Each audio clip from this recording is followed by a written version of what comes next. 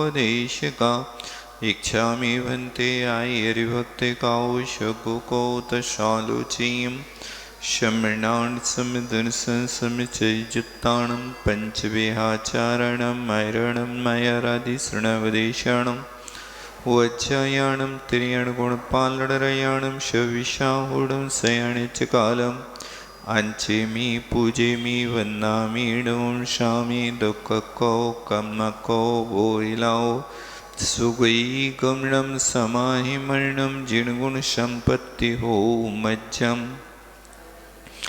वन्दित्व शवसिद्धे धूमचलमनोऽभङ्गयं पत्ते मोक्षामि शमे पाहुर्मिडमोषुय केवली भगवान।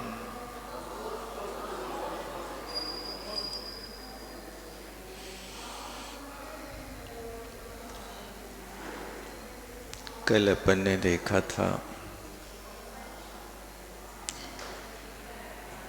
कि जो अज्ञानी जीव है वो राग देश मोह और कषायों का करता है। इस बात को 282 नंबर की गाथा में आचार्य महाराज ने कहा था।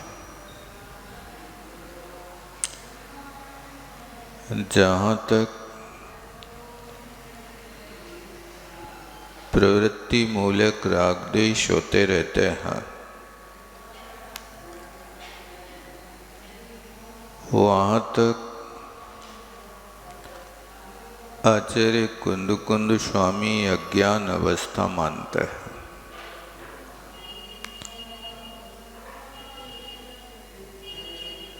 और जहाँ से राग तो है लेकिन राग की प्रवृत्ति नहीं होती है, उस राग की प्रवृत्ति के अभाव को ज्ञानी मानते हैं। यहाँ पर एक ज्ञानी और अज्ञानी की परिभाषा है। तो कल अपन ने देखा था कि जो पुद्गल कर्म निमित्ता, पुद्गल कर्म के निमित्त से राग देश मोह रूप परिणामों को बार बार करते रहते हैं, उन जीवों को कर्म का बंध नियम से होता है। इस तरह यहाँ तक उनने बंध की व्यवस्था बनाई। आगे की गाथा में कहते हैं कि फिर ऐसा कौन है कि जो राग आदि परिणामों को नहीं करता और कर्म का बंध नहीं करता। अब आचार्य महाराज इस बात का उत्तर देते हैं। तो कहा कि सम्यक ज्ञानी जीव राग आदि का कर्ता नहीं होता है। सम्यक ज्ञान और भेद विज्ञान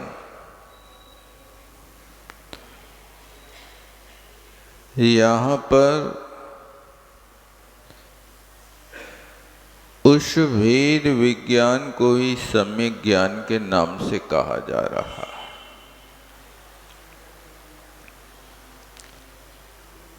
क्योंकि सम्यक का अर्थ होता समीचीन। और जिस व्यक्ति ने वस्तु के स्वरूप को अच्छे ढंग से समझ लिया, क्या हे है और क्या उपादेय है।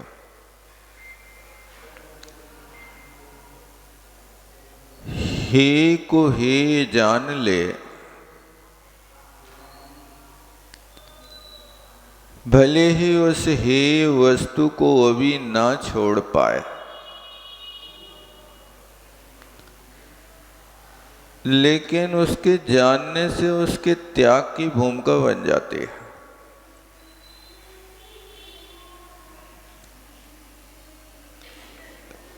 कोई व्यक्ति किराए के मकान में रह रहा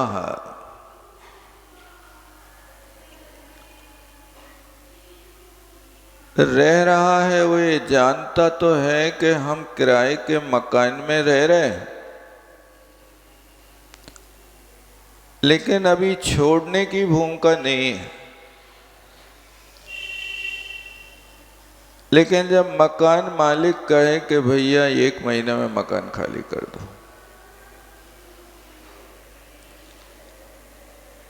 जब ये उसके लिए चेतावनी दी जाती है, तो तत्काल मकान का त्याग नहीं कर पाया, लेकिन 1 महीने के भीतर वो अपने दूसरे मकान की व्यवस्था करेगा। अब उस मकान को छोड़ना तो है, लेकिन मकान मालिक के कहते तत्काल नहीं छोड़ पाएंगे। आपको कुछ मोहलत देना होगी, इतने दिन के भीतर खाली कर दो, तब वो उतने दिनों में उस वस्तु को त्याग करने के लिए तैयार होता। इसी तरह यहां पर भी उसने वस्तु स्वरूप को जान तो लिया, लेकिन अब जानने के बाद त्याग के लिए तो और आगे पुरुषार्थ करना है ना, नया मकान भी तो ढूंढना है। अब वो नए मकान को ढूंढेगा और फिर उसके बाद वहां सौदा पटेगा तो रहेगा। इसी तरह यहाँ पर भी अब उस भूमिका को छोड़ना है, तो उस भूमिका को, सराग की भूमिका को छोड़ने के लिए बार बार प्रयास करता है, लेकिन वो राग की भूमिका फिर नीचे लेके आ जाती है, ठहर नहीं पाता। वहां पर प्रभुत्व किसका ज्यादा होता है? राग की तीव्रता होती है कि विशुद्धि की तीव्रता होती है? यदि विशुद्धि की तीव्रता है तो बिल्कुल सैनिक की भांति आगे बढ़ता जाता, और यदि विशुद्धि की कमी हो जाती है तो फिर वो लौट के पीछे आ जाता, फिर बढ़ता है। जैसे केंचुआ की चाल होती है, थोड़ा सा बढ़ेगा फिर पीछे मुड़ेगा, मुड़ता तो नहीं है लेकिन पीछे खिसकता जैसा। ये तारतम्य परिणामों में हमेशा चलता रहता,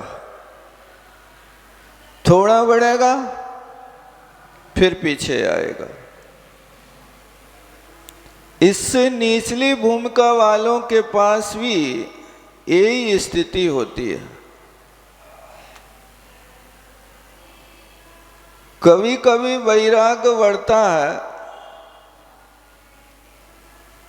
जब दूसरे लोग काल के गाल में समा जाते हैं, और जब उनको विसर्जन करने जाते हैं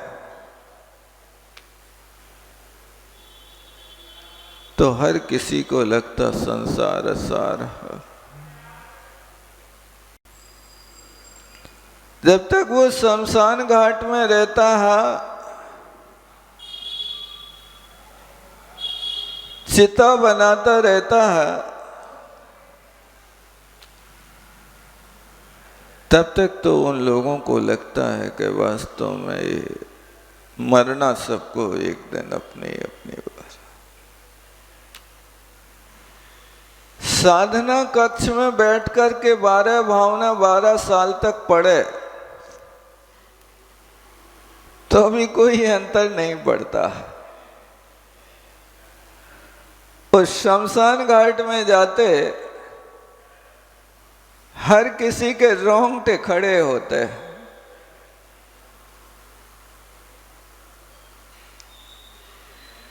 कैसा भी व्यक्ति हो, लेकिन वो मृत्युंजयी नहीं बन पाता। मृत्युंजयी बनना है तो राग का त्याग होगा।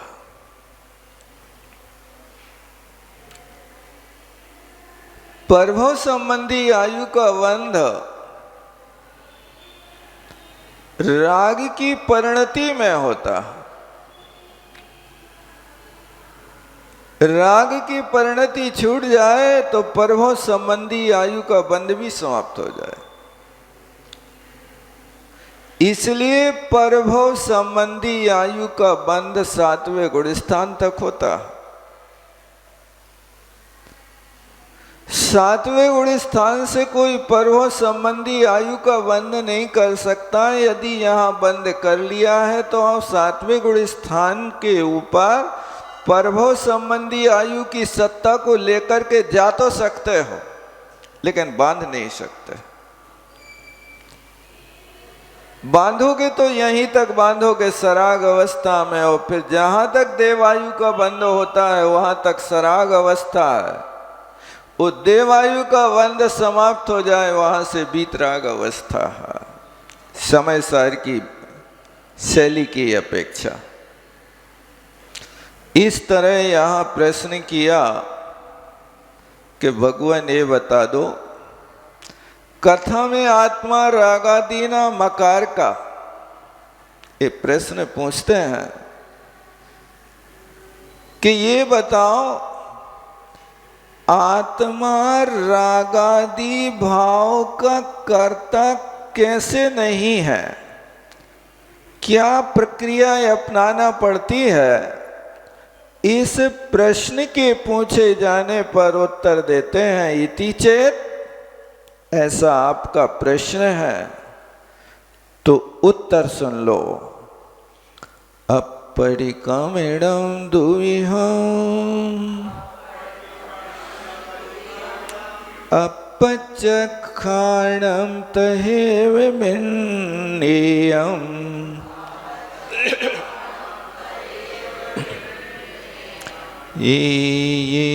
येणुवेसेण अकारो वर्णियो चेया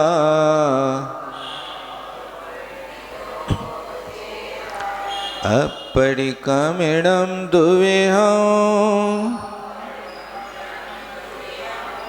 दब्बे भावेतः अपचक्षाणम्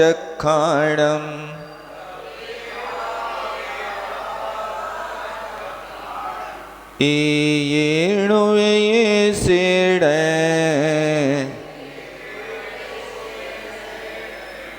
अकारो वर्णियो चेया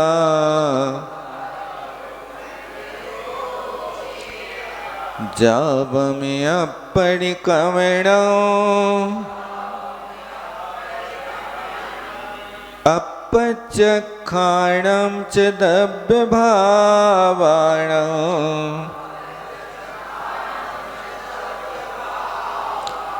कुब्बैयादातावम्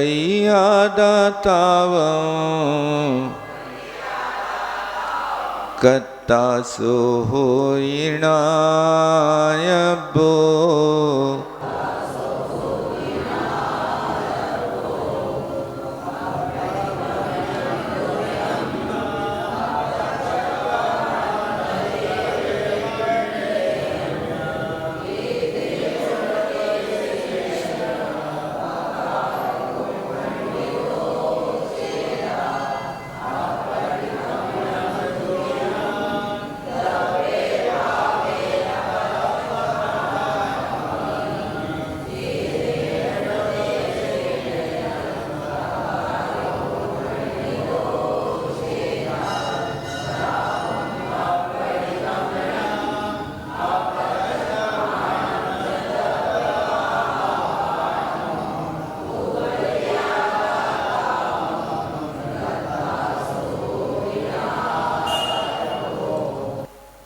अब कहते हैं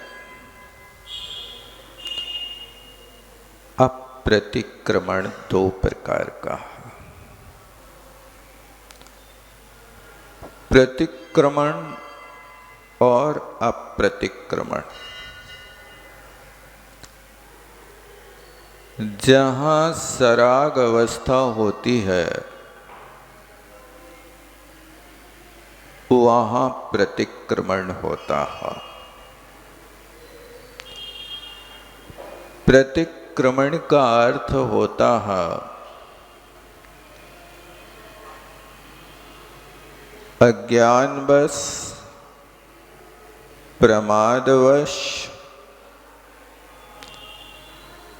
यदि अपन से कोई अपराध हो गया तो उस अपराध का बोध हो और वचनों से कहा जाए कि हे भगवान, मेरा पाप मिथ्या हो, अर्थात मैंने जो पाप कर लिया वो पाप समाप्त हो जाए। ये नियम है कि जो कर्म बांधा है उस बंधे हुए कर्म को 25% स्थिति अनुभाग प्रतिक्रमण से समाप्त किया जाता। प्रतिक्रमण करने से बांधे हुए कर्म की सत्ता समाप्त नहीं होती। सत्ता समाप्त तो तब होगी जब उस कर्म को छपड़ा करने का प्रयास करोगे। तो आपने यदि उस दुष्कृत्य का प्रतिक्रमण कर लिया, बोझ हल्का हो गया। लेकिन 25% बोझ हल्का हुआ है।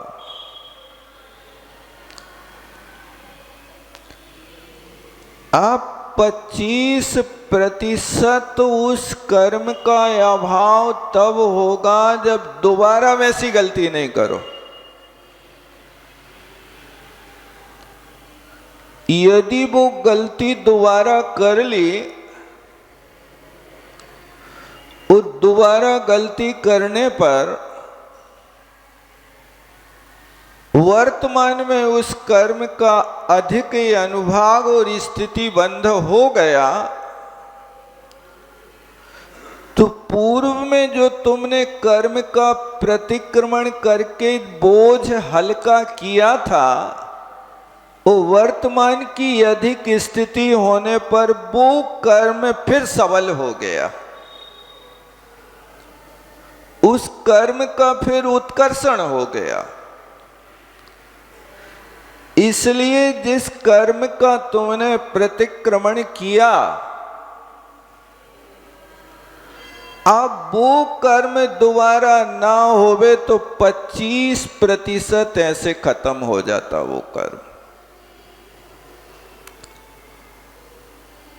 50% तो निकल गया।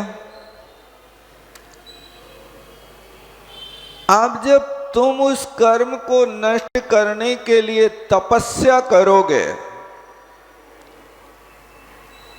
तो उस तपस्या के माध्यम से जो विशुद्धि बढ़ेगी, उस विशुद्धि के बढ़ने पर सत्ता में रहने वाले कर्म का स्थिति कांडक और अनुभाग कांडक घात होगा। उस अनुभाग कांडक और स्थिति कांडक घात के माध्यम से उस कर्म की 25% स्थिति समाप्त हो गई। वो और आगे यही क्रम जारी रहा, तुम उससे पीछे नहीं मुड़े, और वो कर्म तुमने घात स्थिति घात अनुभव कांडक का जारी रखा, तो आगे चल कर के जो बचा 35% वो भी सत्ता से निकल जाएगा। ऐसे बांधे हुए कर्म को निकालने के लिए बहुत पापड़ बेलना पड़ते भाई साहब, सहज नहीं है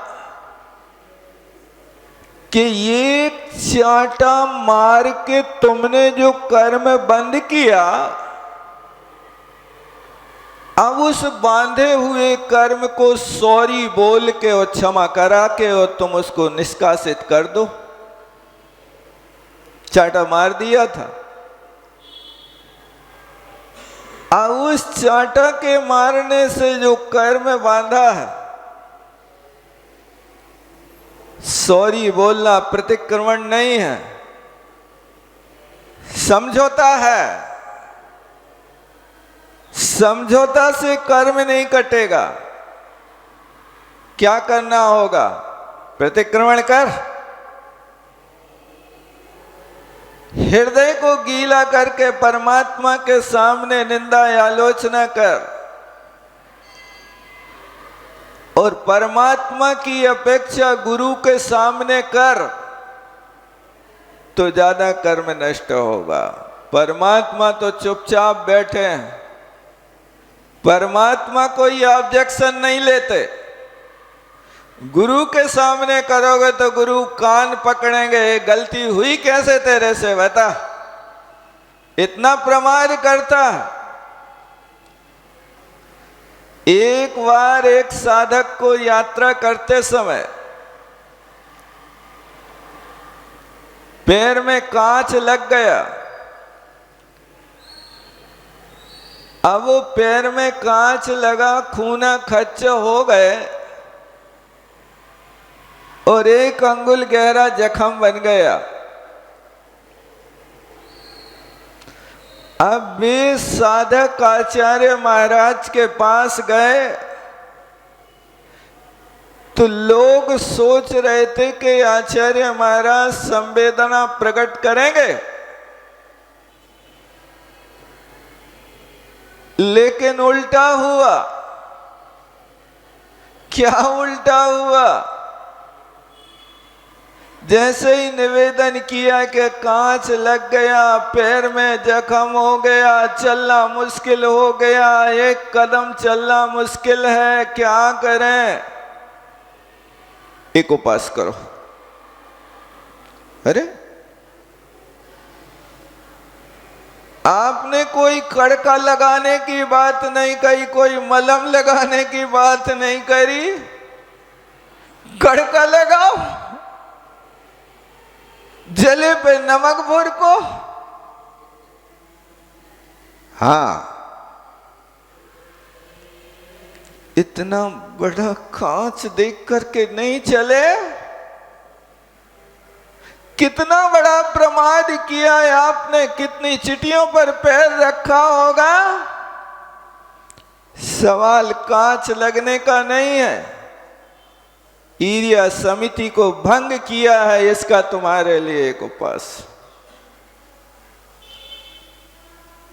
ये होता है प्रत्याख्यान। गुरु के पास आलोचना करने पर अब ये गलती दोबारा ना हो, कांच दोबारा ना लगे,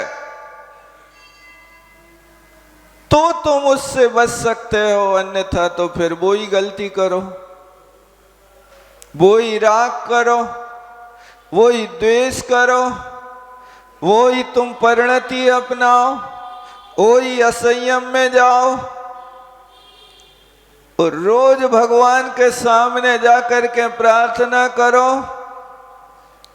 आलोचना करो, झाड़ू ले जगह बुहारी, झाड़ू ले जगह बुहारी, और मंदिर से जाके फिर वही झाड़ू लगाओ,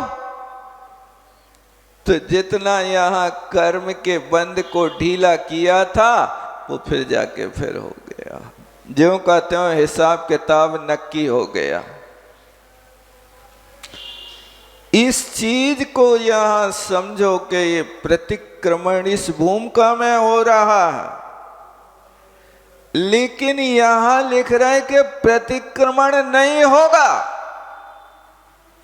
जब तक प्रतिक्रमण होगा तब तक बंध होगा, और फिर प्रतिक्रमण नहीं होगा तो कर्म का बंध नहीं होगा। तो अब प्रतिक्रमण ना हो ऐसी कौन सी अवस्था है बताओ?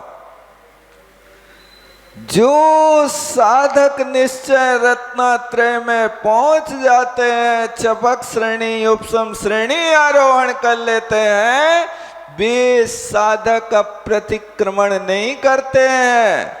यहाँ छठे सातवें गुण स्थान तक तो प्रतिक्रमण है, और जहां तक प्रतिक्रमण है वहां तक कर्म के बंध की व्यवस्था है। ये बात कुंद कुंद स्वामी लिख रहे हैं कि जहां प्रतिक्रमण ना हो वो जीव कर्म का बंधक नहीं है, वो रागादि भावों का अकर्ता है। उस पात्र को यहाँ पकड़ा जाता, नहीं तो तुम लोग घर में जाके अब चलो आज से छुट्टी मिल गई, प्रतिक्रमण नहीं करना, अपन कर्म का बंध नहीं करेंगे। प्रतिक्रमण करेंगे तो कर्म का बंध होगा, और भगवान ने छुटकारा दे दी कि बिना प्रतिक्रमण के तुम वीतरागी बनोगे। ये छल ग्रहण नहीं करना। पात्र को पकड़ना, कौन से पात्र को कहा जा रहा है, नहीं तो लोग इसी को बदनाम करते, तुम तो प्रतिक्रमण कर रहे हो, कर्म का बंध कर रहे हैं। महाराजों यो बदनाम कर डाल हैं लोग बाग, नहीं कर दोगे? क्यों लिख रहे हैं यहाँ कुंद कुंद स्वामी समय सार में कि प्रतिक्रमण बंध का कारण, प्रतिक्रमण नहीं करो तुम्हारा बंध नहीं होगा। कौन से जीव को कह रहे हो भैया? ये पात्र को समझो, भूमिका समझो। आप इस बात को समझते हो कि आपकी दुकान पे ग्राहक कैसा आया? ग्राहक को पहचानते कि नहीं पहचानते? एक ग्राहक आए जो कार से उतर करके तुम्हारी दुकान में प्रवेश ले गए। एक ग्राहक आया कि जो टू व्हीलर पे आके तुम्हारी दुकान में बैठा, और एक ग्राहक आया है गांव से पैदल चल करके अपनी पीठ पे पोटरी बांध के। अब ये तीन ग्राहक हैं। इन तीन ग्राहकों के लिए आप माल कैसा दिखाओगे बताओ? जो गांव से पैदल चल करके पोटली पीठ पे बांध के आया, क्या उस ग्राहक को 50,000 की साड़ी दिखाओगे? और जो कार पे चल करके आया, उस व्यक्ति को क्या 100 रुपया वाली साड़ी दिखाओगे? हैं? पात्र समझते क्या नहीं समझते?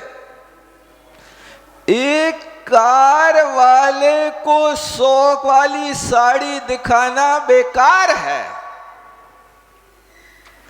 और पैदल चल के आने वाले फटे हाल व्यक्ति को 50,000 की साड़ी दिखाना भी बेहाल है। ये लोक व्यवहार में तुम शकल देख के अकल लगा लेते हो, नहीं लगाते? होता है तो क्या है? कौन व्यक्ति कैसा है, उस ग्राहक को देख करके वैसा उसके सामने माल परोसा जाता है। तब कहीं तुम कुशल दुकानदार हो, अन्यथा तुम्हारी कुशलता नहीं है। ये तो माल के दिखाने की बात है, लेकिन व्यवहार कुशलता की भी तो बात है।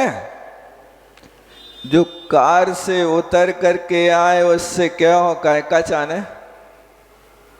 अरे ले कुछ या ना ले, पहले तो सम्मान करो, बैठा लो, चाय पानी पिले हो, थोड़ी सी खुशामद करो, फिर उसके बाद आगे की बात करोगे। लेकिन जो पैदल चल के आया उसकी खुशामद करो कि नहीं? जो पैदल चल करके 5 कोस से आया उसको एक आध कप चाय पिलाओगे कि नहीं? ऐसे लोगों के साथ नहीं व्यवहार होता। ये व्यवहार तो इनके साथ होगा जिनसे मोटा लिफाफा मिलेगा। ये तो सकल जानते हो। इसी तरह यहाँ परमार्थ के क्षेत्र में भी पहचानने की कोशिश करो कि कौन सा पात्र कैसा है, किसके लिए क्या उपदेश दिया जा रहा है।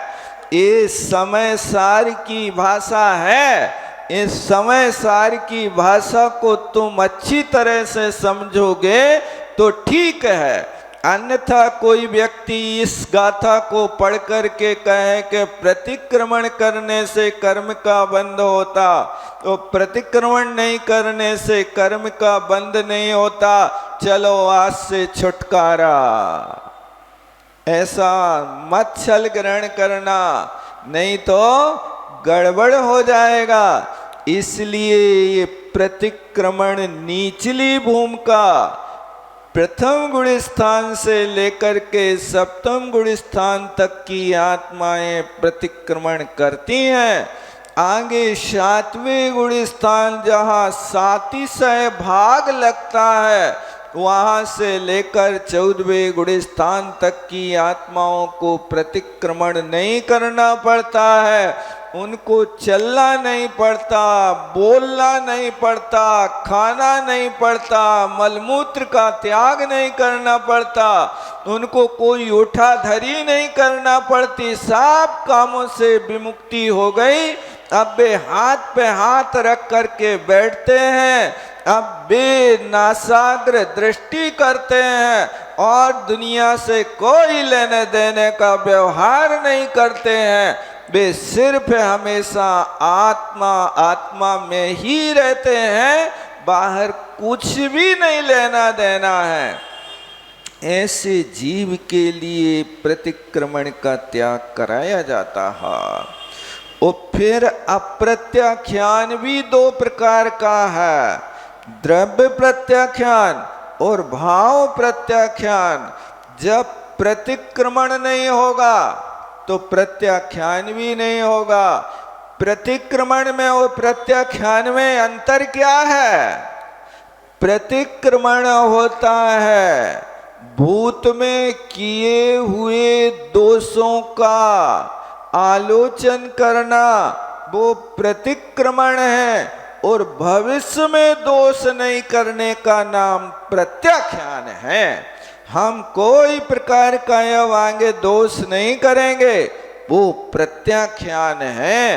ये दोनों प्रकार के प्रत्याख्यान और दोनों प्रकार के प्रतिक्रमण ये भव्य आत्मा नहीं करते। देखो क्या लिख रहे हैं आगे, येन उपदेशेणा, इस प्रकार के उपदेश को पालन करने वाले जीव अकार्यो चेया वर्णियो, उस चेता माने आत्मा को रागादि का अकारक कहा, यानी रागादि परिणामों का कर्ता नहीं होता। ये अप्रतिक्रमण 2 प्रकार का है, द्रव्य प्रतिक्रमण और भाव प्रतिक्रमण। द्रव्य प्रतिक्रमण का अर्थ होता है कि कैसेट चालू भई और अंत पे ही रोक है, ऐसा होता ना। लोग पूजा करते हैं बस चालू हो जाए, सो पढ़ते जाते और यदि उपयोग हट जाए, क्या पढ़ रहे थे, क्या चढ़ा रहे थे, अब चढ़ाने वाली वस्तु तो हाथ में दिख रही, नैवेद्य चढ़ा रहे, लेकिन अब वो नैवेद्य में यति सबल मन कंदर पे जाको पढ़ रहे के विविध भांति पढ़ रहे, क्या पढ़ रहे बताओ? अरे तुमने तो भुला दिया, तुमने भुला दिया। उसने तुम्हारे मन को खींचा कि तुमने अपने मन को वहां फेंका। क्या किया बताओ? यही दशा है कि हमारा मन हमारा है, वो सोचता पराई है, देखता पराई है, अपनी कुछ नहीं सोचता, दूसरों के विषय में बस यही सोचता रहता। चिंता उसकी करता है जो हमारा नहीं है, और जो अपना है उसकी खबर नहीं लेता। ईमानदारी से बताओ, आप लोगों को चिंता काहे की है बताओ? स्त्री, पुत्र, मित्र, धन, मकान आदि बाहरी वस्तु की चिंता है कि मेरी गति ना बिगड़ जाए, इसकी चिंता है। बताओ किसकी चिंता है आपको?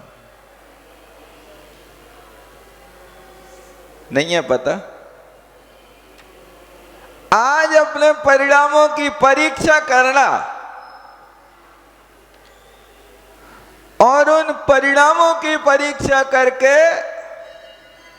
हर घंटे नोट बनाना। जैसे डॉक्टर लोग होते ना, बुखार वाले के लिए कहते हर घंटे देखो इनकी पल्स कितनी है, हर घंटे देखो बीपी कितना है, कितना बुखार है। ये सब चीजें एक कागज पे रख करके लिखते जाते हैं। एक व्यक्ति की ड्यूटी लगाते हैं, थर्मामीटर लगाओ, बुखार नाप के रखो, कितने बजे कितना है, पल्स कितनी है, बीपी कितना है, हाओ बेचारा करता रहता हो। एक रोगी व्यक्ति की हमेशा पल्स का, खून का, बुखार का ज्ञान किया जाता है। आत्मा में जन्म जरा मृत्यु रोग लगा हुआ उसका तुम कभी ख्याल नहीं करते कि कब जन्म की परंपरा बढ़ रही है। देखो कौन से परिणाम से जन्म की परंपरा बढ़ रही है, कौन से परिणाम से मृत्यु की परंपरा घट रही है, कौन से परिणाम से तुम अपने बुढ़ापे को रोक रहे हो। ये कभी चिंता करी कि नहीं करी आपने? है? भगवान के सामने तो कहते हो दुख खो कम खो बोइलाओ सुई गमण समाई मरणम जन गुण संपत्ति हो मत जाओ, ऐसे मिलती मांगने से।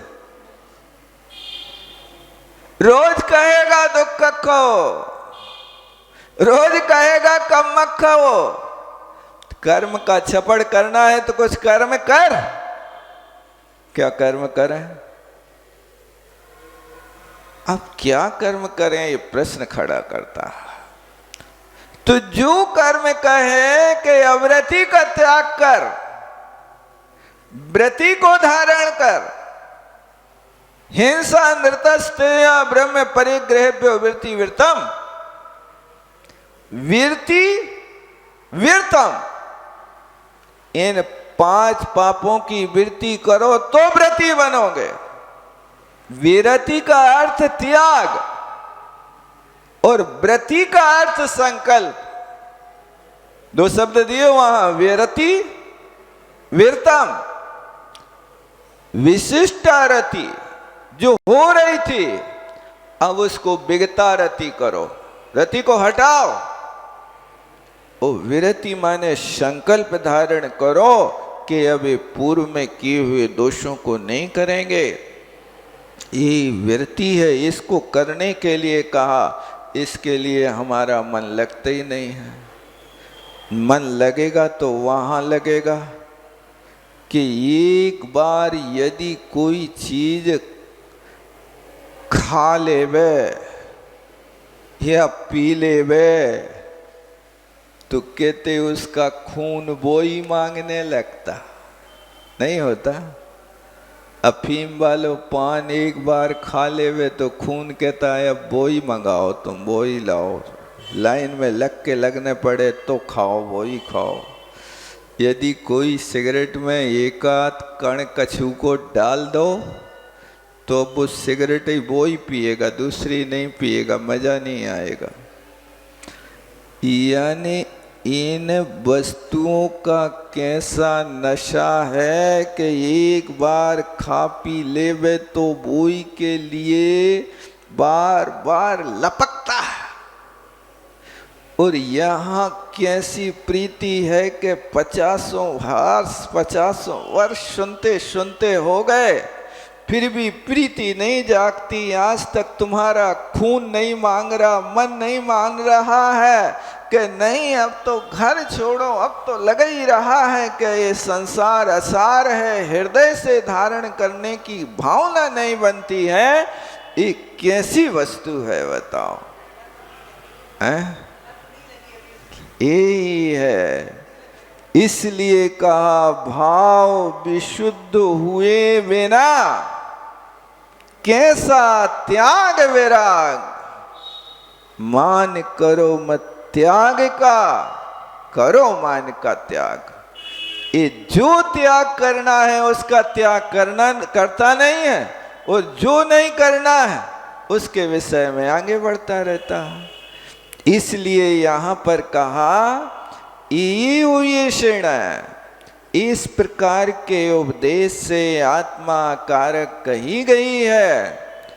जावे अपरिक्रमणम अपचक्षणम चे दब्य भावनम आदा कुबई। कहते जब तक आधा माने आत्मा प्रतिक्रमण नहीं करता, प्रत्याख्यान नहीं करेगा, द्रव्य प्रतिक्रमण, भाव प्रतिक्रमण, द्रव्य प्रत्याख्यान, भाव प्रत्याख्यान जब तक नहीं करेगा तब तक कर्म का कर्ता नहीं होगा। माने बे मुनि महाराज जब तक श्रेणी में शुक्ल ध्यान में 3 गुप्ती में बैठे रहेंगे तब तक उनके लिए प्रतिक्रमण प्रत्याख्यान करने की जरूरत नहीं है। और वे वहां से लौट करके प्रतिक्रमण प्रत्याख्यान में आ जाए तो फिर उनके लिए कर्म का बंध होना चालू हो जाता है। ये स्थिति यहाँ पर कही जा रही। ये उन रत्नत्रयधारी निश्चय भीतरागी संतों की कहानी है। नहीं तो आप लोग आज से प्रतिक्रमण आलोचना पढ़ना बंद कर दो, अब नहीं करना।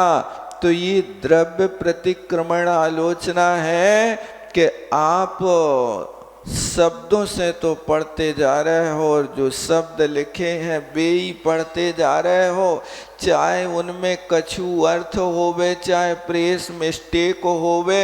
हम तो बस यही आदत है कि जो लिखो है वो ही पढ़। अरे बुद्धि तो लगाओ भैया, इस शब्दाचार को पढ़ने का अभ्यास करो, अन्यथा अर्थ का अनर्थ हो जाता है। आप लोग तो बस ढर्रे में ढरे रहते हैं। निर्वाण क्षेत्र पढ़ रहे थे, निर्वाण कांड पढ़ रहे थे महानुभाव। अब उस पुस्तक में प्रेस मिस्टेक हो गई होगी भैया। सो जहाँ पढ़ते ना वहाँ जे बलभद्र मुकत में गए 3 कोड़ मुनियों रहु भये। वहाँ लोग पढ़ रहे थे जे बलभद्र मुफत में गए 3 कोड़ मुनियों रहु भये। पूछी दद्दा बताओ कहाँ मुफ्त में भेज दो? हमारी गलती नहीं, पुस्तक में ऐसे ही लिखो। अरे पुस्तक में लिखा है लेकिन तुम दुकान में तो खूब के मुफ्त में न मिल है। तो तुम्हें निर्वाण कहां से मुफ्त में मिल गया? अब वो फा और का लिखने में कोई अंतर तो रहता नहीं है।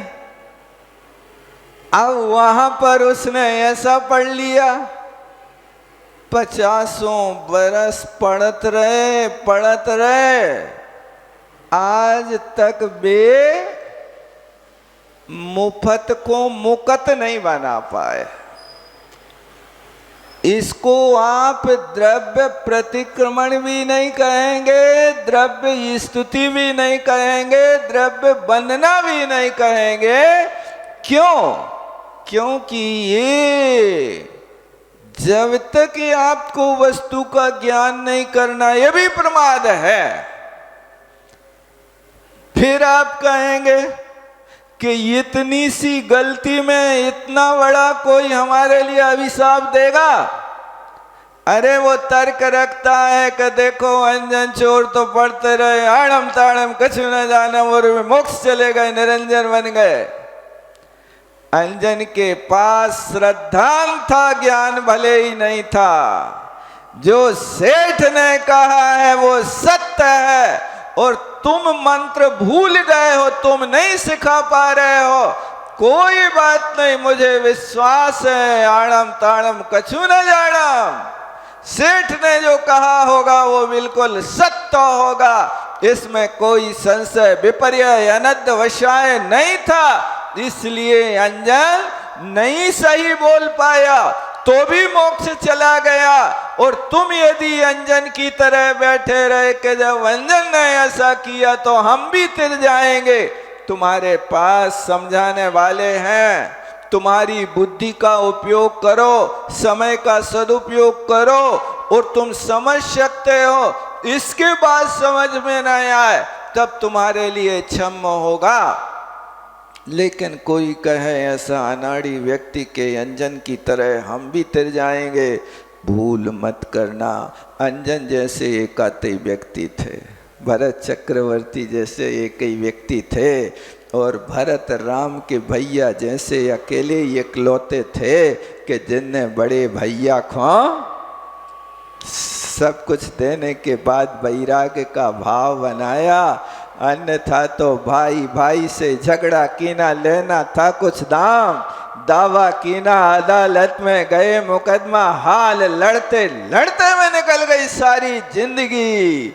यहाँ पर एक पल को भी एक लमोकार की माला नहीं फेरी, यहाँ पर 500 रुपया की एक कलसिया नहीं चढ़ाई, और वहां 50,000 वकील को रोज देता रहा। ये विचार तो करो, कहाँ कल्याण के तुम्हारे साधन हैं। समय हो रहा है।